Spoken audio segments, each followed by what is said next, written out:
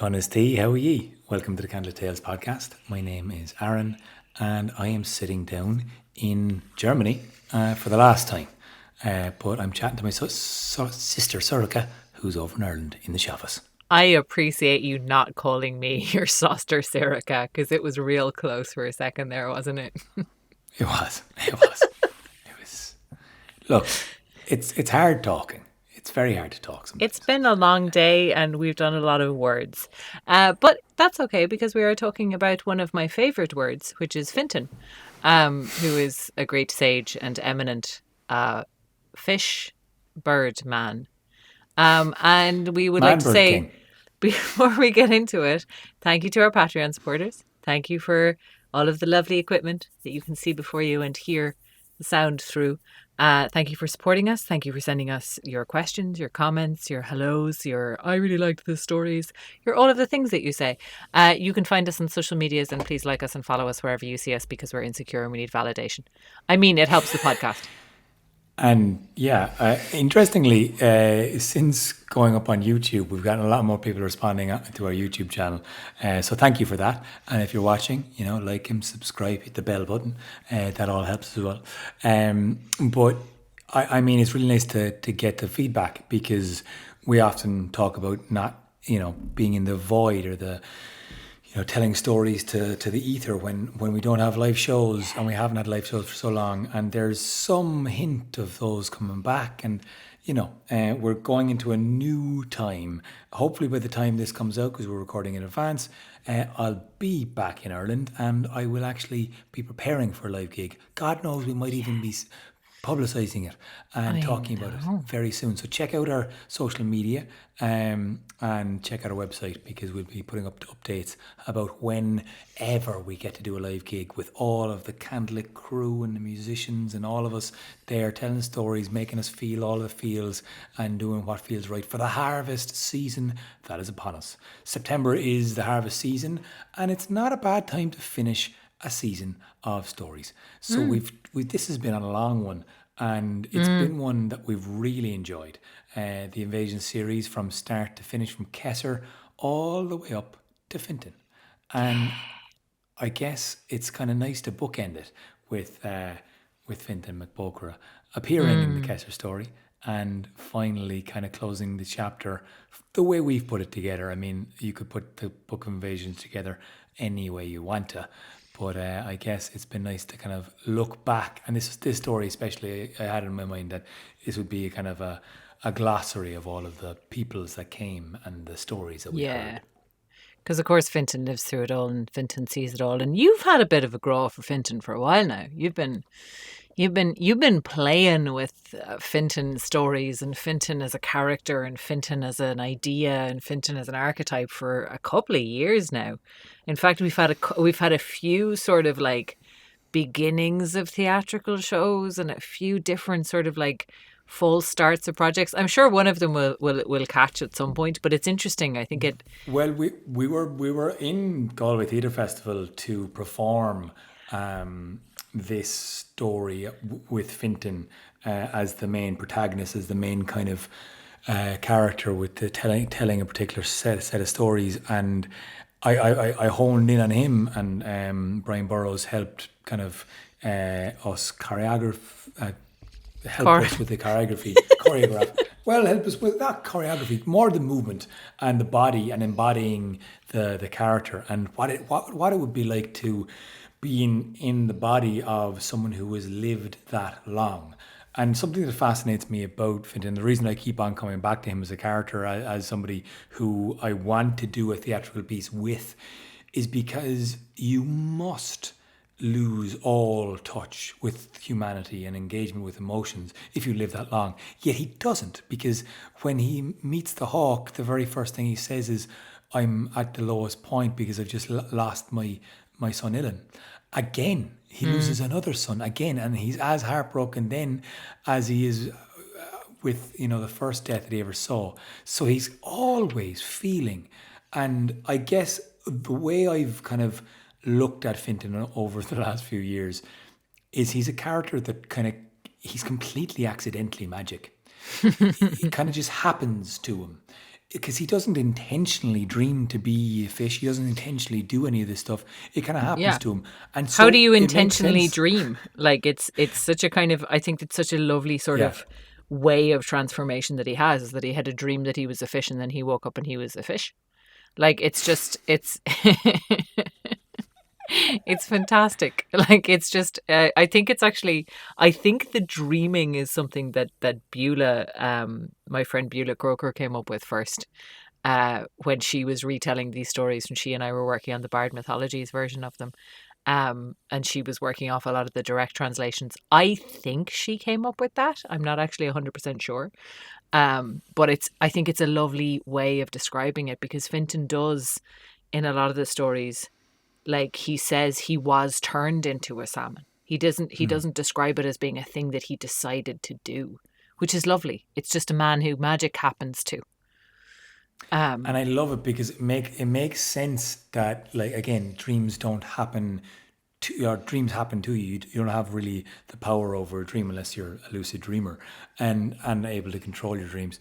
But I guess the idea that he also can't seem to die.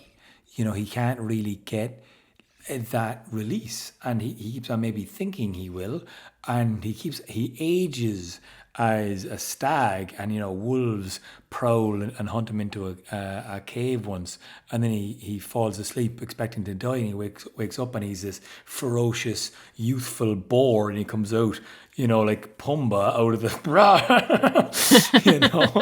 I don't know why Pumbaa just jumped in my mind, but because it's a cartoon of a boar that you watched when you were a child, and it's probably one of the few times that you've ever seen a boar. Yeah, because we don't have massive boar hunts in Ireland anymore, sadly, or maybe not sadly. Boars are kind of scary. They're very scary. Boars are scary. What's the little song that Timon sings? We're not doing a Disney episode. We're not. I refuse. All right, fine. I refuse. I refuse. You know what? You want to eat that pig too? This is a total and utter tangent. But I was thinking about this the other day in the context of costumes, and I was like, you know what? There's two very good reasons why nobody would do a historically accurate film about the ancient Celts. Because their clothing was a big shapeless tunic and a blanket on the top of it for every day. So no tits and ass, no sexy cleavage, no rippling muscles, none of that. And their battle costume was bare arse naked. All of them. Bare arse naked and covered in blue shite. And no, there was no, Disney would never, either of those things, because of the weird hypersexualization, fetishy stuff they have going on with clothes. Anyway, it's just, that was the thought that I had. I asked that before. Oh, why? How come these stories haven't been turned into a great movie before? And one of the reasons is because if you want to be accurate with it, you're going to have to show a lot of bare ass naked. And I mean, the whole Adonis thing, the Greeks probably looked great, because they were sunning themselves. And I get it that Achilles was probably just an absolute ride of a fella. But I don't know, all these hairy fellas out in the island and their wives with them, with the tits flying in every direction, over the shoulder, under the arms, this is it's a really interesting thing to me of a desexualized nudity is something that we're so unfamiliar with these days that it would just be very, very hard for any film director to pull it off without being but what do you mean I'm not supposed to leer? What do you mean it's not about ogling? What do you mean they're coming at me to put a spear between my eyes if I get distracted by anything that's jiggling? But it's so funny. I've had a great time going to the lakes here in Berlin, and it's been beautiful because there's so many lakes. But Germans just get buck naked and jump in the water. There's so much nudity. There's so much nudity that it's completely normalized. Mm-hmm. And you look around and there's breasts and there's balls and there's other breasts and other balls, and you can't presumably not see them because they're there. There's also maybe arms and legs and bottoms and faces too. The things that jump out are definitely the balls and the jiggly bits. But look, all I'm saying is you notice them initially. and they're not they're not they're not sexy. Like they're Well, not. yeah, You know, because it's not. Nudity isn't inherently sexy no, you got to or like put a sexual. little bit of a lacy thing around it to make it all ooh and sexy. But like, Put it in it's a not inherently context. sexy. Yeah, in context. Yeah, but when everyone's lying around and going for a swim and it's not a thing. It's no bad thing. And it's funny that it is so frowned upon. I don't. I'm like, Yeah. yeah. We're so uncomfortable with it in cultures where we're uncomfortable with it. You know what? It just occurred But to me as well that if you were to actually take the shorts off, you'd have less chance of putting your headphones in your shorts pocket, wouldn't you? I did do that. I did do that. Now, at that particular time, there was no nudity going around, so I did leave the shorts on and I left my earphones in the shorts, which I shouldn't have done, but they survived. Now, when You I know had the who? nudity, I dropped throw. Like I'm like, hey, well, I'm here. I'm not going to not drop throw. It's a chance to finally get some sun on my cheeks. That's a rare occurrence. It's a rare occurrence. Extremely rare. You know who would never have left his headphones in the pocket of his shorts and gone for a swim with them? Is the great sage Fintan McBocra. Boom, brought it back. Okay, let's talk about Fintan. Thank God. I was jumping into the being in the water like the fish and getting back into the body of Fintan. That's where I was going to segue. I was doing that one. That works too. No fear of being a naked man and showing his white arse to the sky either. That Fintan. There was nobody else there. There was no one else there. I mean, that's the bizarre thing about this kind of sage character is he's literally been there for all of it, and he comes back in every now and again, and he seems to be very wise just because he's I guess he's old and he's seen it all before. He's seen people come, with greed, with Nemed, with the Partholon and their kind of their anger and their disputes and the plague that wiped them both out. And eventually he comes along and he helps the Firbolg without Which is, any... yeah, that's the last time that we've encountered him in this podcast, is in the Firbolg episode. He comes along to help the Firbolg in their fight. Now, there's a good chunk of that story that's fairly feckin' untold. Because he has, 12 sons?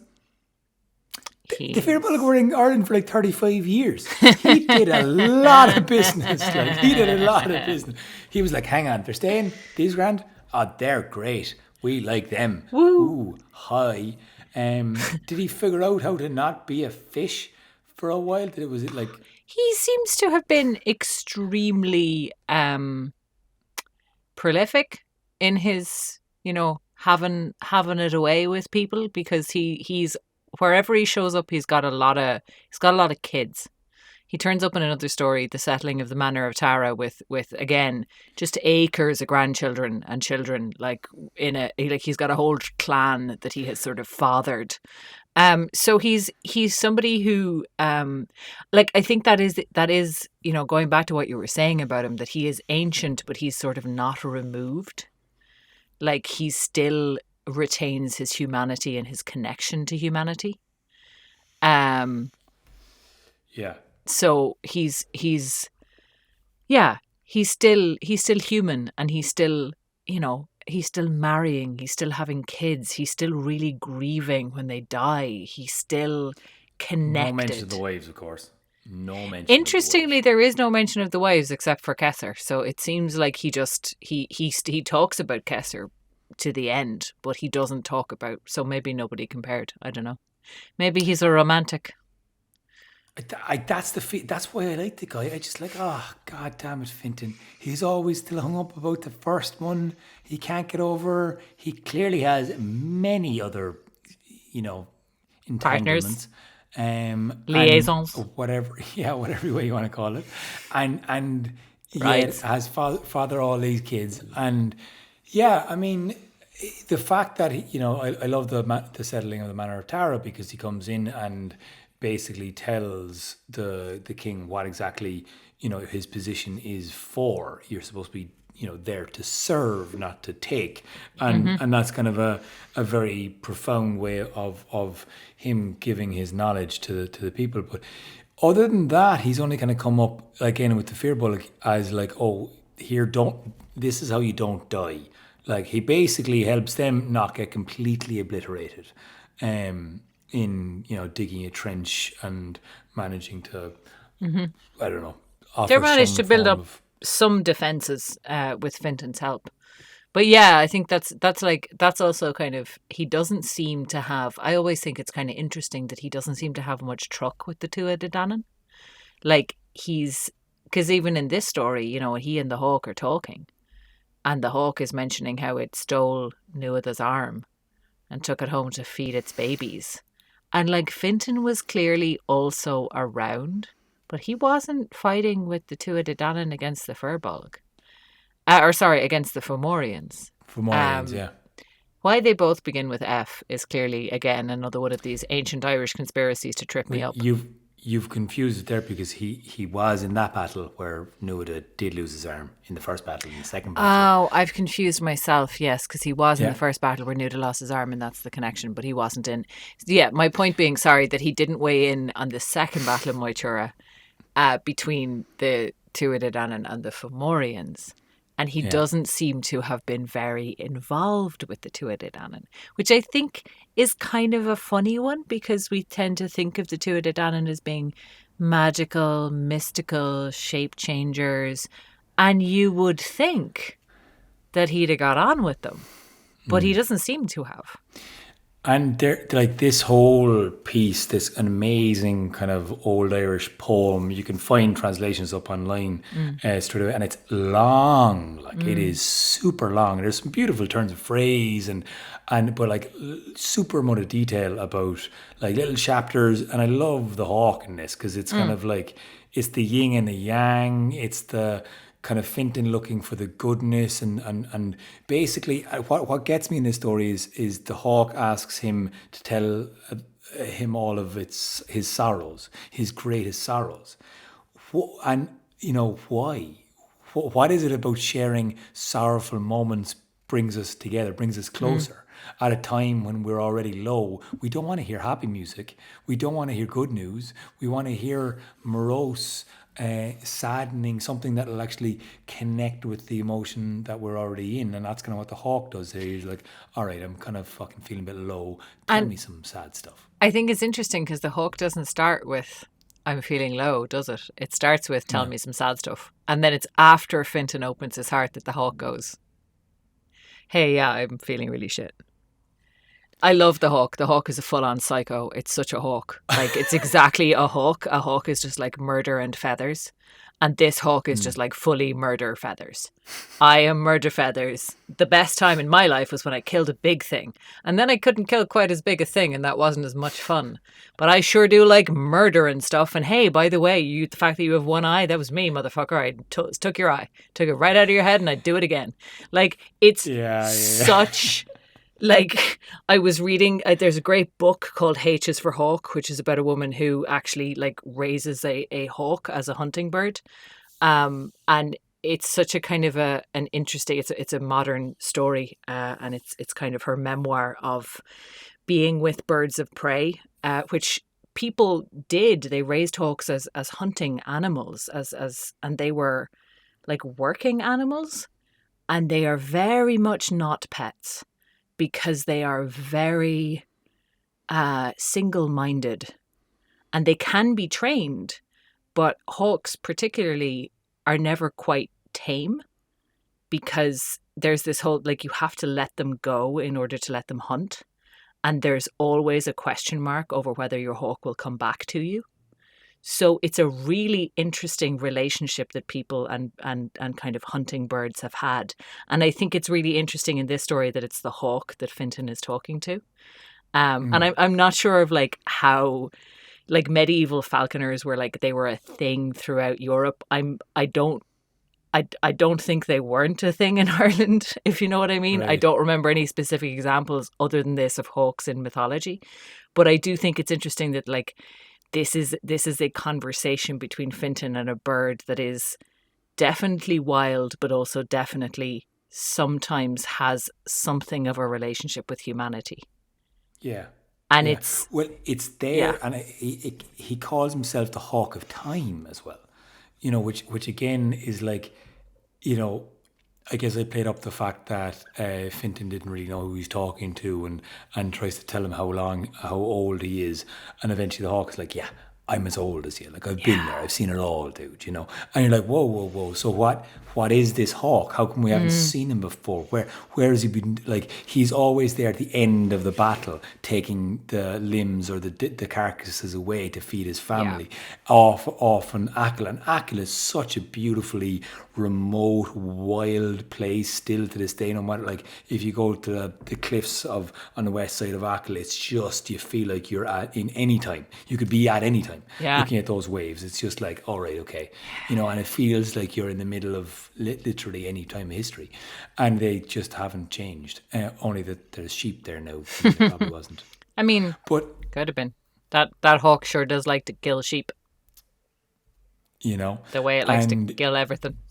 Kill everything. But again, it's that like the power it has, the fact that I love the crane and the other birds that it kills and fights, and how fierce it is to be able to stand off against these fantastic eagles and birds of Ireland. And yet it's the hawk who's king, up until the point where it's gotten so frustrated with its own weakness and it's that kind of unbelievably slow, like so slow a rock wouldn't last as long, a boulder wouldn't last as long, but it's been kind of worn down to the point where it's afraid of dying. And I know there's a Catholic spin on it, and I didn't purposely put that in there, because they say, oh, don't worry, there's a happy ever after in the clouds above with God, and you'd be grand. So that's the translation, because, obviously. Sure. But Fintan has, I guess, a kind of some form of an obligation from a human point of view, from that kind of yang point of view of like, okay, here's how to soften that. You're afraid of death. Here's how to ease into it. And you know what? Fuck it, I'll do it with you. Like, which is a huge step for a man who's been kind of blindly wandering around the island for thousands of years, and to then get to the point where he's decided, okay, now I've had enough. And can he? Because some stories say he doesn't die. Some again, he'll lose. There are a number of accounts of Fintan's death. One of them being famously that he was murdered by Fionn McCool when he was in his fish shape. Yeah. And that Fintan is the salmon of knowledge that was killed by, actually not by Fionn McCool, but by Finn Angus in the story of the salmon of knowledge. That's one of the ideas of what happened to Fintan. And there's also the story of the settling of the Manor of Tara, ends with Fintan's death there as well, because he's kind of like, well, I've delivered my wisdom now onto this next generation of people. Because, he appears to the Celts, he appears to the Firbolg. Again, he avoids the Tuatha Dé Danann. But yeah, there's a few different ones. I like this death story for him because I think it's a lovely kind of conscious, deliberate stepping into death for a reason, and I like that. I like it too. I love it, and I love how he eases into it and he decides it. Part of me is like, I think he's died before. Part of me is like the whole idea of this character is he can't be killed. He can't die. He'll re-emerge in some form or some way, and that's how I like to look at this idea of Fintan, is that like he's out there somewhere. He's still there. He can't ever. Maybe it'll be another 1,000 years before he gets into his human form again and goes, oh, for fuck's sake, really? What are they doing now? No, hang on. Stop that right now. I have some wisdom for you. Poor God damn Fintan.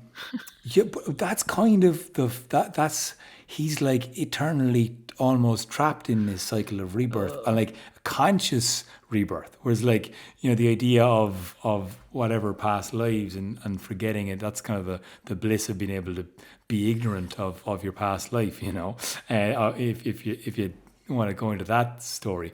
But I kind of like the idea that he doesn't have control over being able to be a fish or a salmon or a hawk or a boar or a stag or whatever, and he might not have control over whether or not he can die.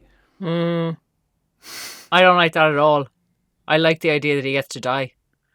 I really, I it sounds like stories of hell. I don't know. Yeah. There's something about, I really like the idea that he gets to just die and be dead. Because I think there's something really important as well about, like, I don't know, like there's a weird, I think there's often a kind of a weird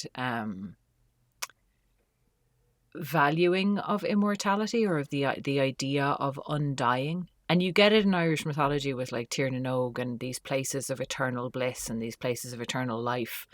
And I think that there's something about the uniqueness of Fintan, is that he is able to stay connected to his humanity and the importance of individual people and individual creatures like this hawk, even though he's 5,500 years old. And even though he has this huge accumulation of like grief and everybody that he's lost and the losses that he's kept incurring, I really like that he gets to actually be done. Sure. And die finally, and just be like, no, I'm finished, and I've decided to go with you, little crazy hawk that stole my eye when we were both young. You asshole.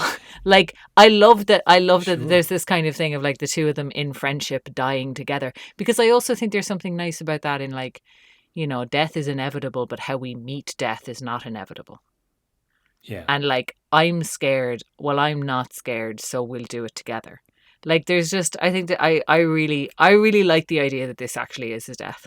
And that's what that's what I settled on. I mean, that's the story. That's how I told it. And it's, he very much walks kind of not quite hand in talon, but he walks shoulder to wing with this hawk into the sunset, and that's their final day. And this has been a day of reflection and a day of sharing stories and looking back at all of the time they had both seen, and all of the sorrows where the hawk tended to kind of enjoy a lot of it. Oh yeah. And Like, it is a final full stop. I guess my teasing out of Fintan is that is he a character? Does he represent as an archetype the seer, the wise kind of sage that needs to be present for a society to function? Because without someone who is a seer, the society isn't accountable. They're not seen then. So, and that's well, that's the task that he gives to the bards and the poets. Yeah. That's the kind of thing, and it's in the Settling in the Manor of Tara more, where like that's why he dies, because he kind of goes like, this is the way, and these are the people who are now responsible for that. And I think there's something as well in, like, as a, you know, and I'm not trying to take him away from you as a character that you can play with, or like, you know, continue to use. Hey, look, I love talking about this character. I love teasing him out, and that's one of the reasons I like talking about him. I like the kind of idea as well of like Fintan's passing that buck, or not passing the buck, passing that legacy, passing the torch, and kind of saying, you know, okay, I've held this for 5,500 years. It's somebody else's turn now. And you can't rely on a magic person watching over you to keep you accountable. Religion. You've got to actually do it yourself. You've got to do it yourselves. Right. You know what I mean? And I like that too, because I think it's kind of like the accountability is on us. It's on us to be vigilant and to be witness to what is happening in the world, and to speak it when it's wrong, and to call attention to it when it's not wrong. And like, that's the role of art and storytelling and satire in Irish culture. That's what it's supposed to be for. Sure. It's not like, let's all laugh along with people in power and get all cozy so that nobody challenges them. It's call it out, say what it is, name it, witness it. And like, you know, we do that. We've often talked about this. We do this a lot more in live shows than on podcasts, because we have an audience in front of us and we can have a conversation with them, which is one of the things that I think we both miss But Yeah, no, yeah, that's a beautiful way to kind of to round it. I think you've convinced me.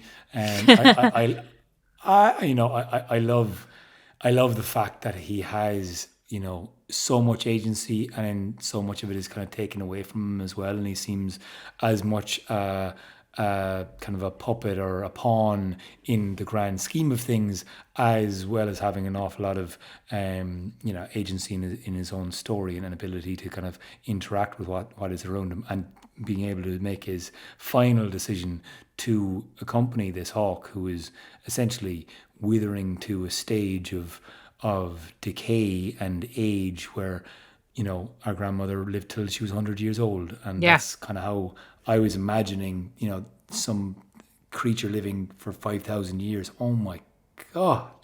I You wouldn't know, wish that like, on anyone.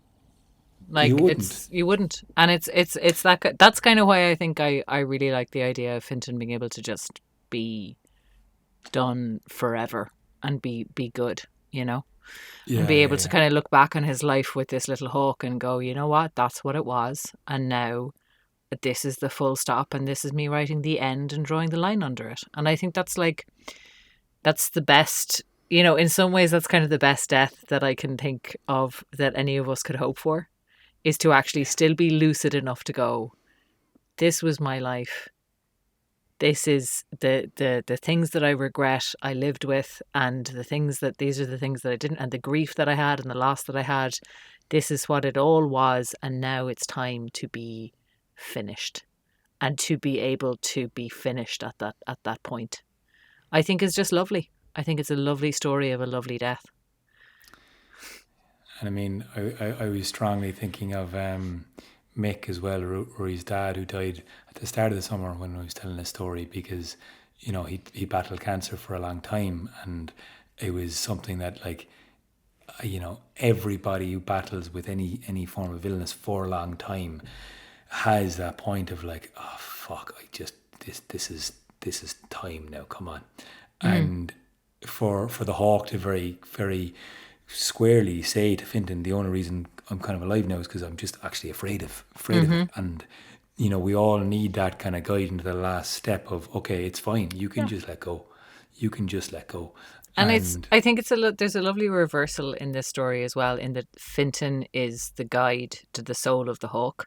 Because in a lot of mythologies, birds are the psychopomps. Birds are the guides to the soul that carry them into the next life. And I love that Finton is like, you know, with his respect for the natural world and his kind of integration into the natural world, he's the guide to the bird, you know, like the man, the ancient sage who's venerated in the whole island is like, okay, little bird, who's kind of a little bit mad because you're a hawk and all hawks are a little bit mad. Um, I'm going to go with you. I will guide you into death, and I think that's lovely. I think that's also a really nice thing. beautiful. Well, look, this concludes our Book of Invasions podcast series. Thank you all very much for listening. And if you haven't listened to the whole lot of it, well, there's a rake of stories there to listen to. Yeah. Next up, we'll be teaming up with the Embers Collective again. We were very lucky to have linked up with the guys over in London who tell stories of a global sort, and a variety from all across the world. And they published a couple of our stories on to their podcast, the Empress Yep. Collective podcast, as well as Soho Radio in February, I believe it was. And we had a great chat about that with them. And now we're going to return the favour by showing you some of their stories, and in kind, we're going to echo the stories that they show with a Yes. bit of an Irish So twist. that'll be coming So up next week, and we very much hope you enjoy it. And we will see you then. yeah, like and subscribe, and, you know, if you want Do all to this. support us on Patreon, you can do that as well. All that kind of stuff. But All yeah, good listen, stuff. go to Mila Margaret, August, Slán. Slán go fóill.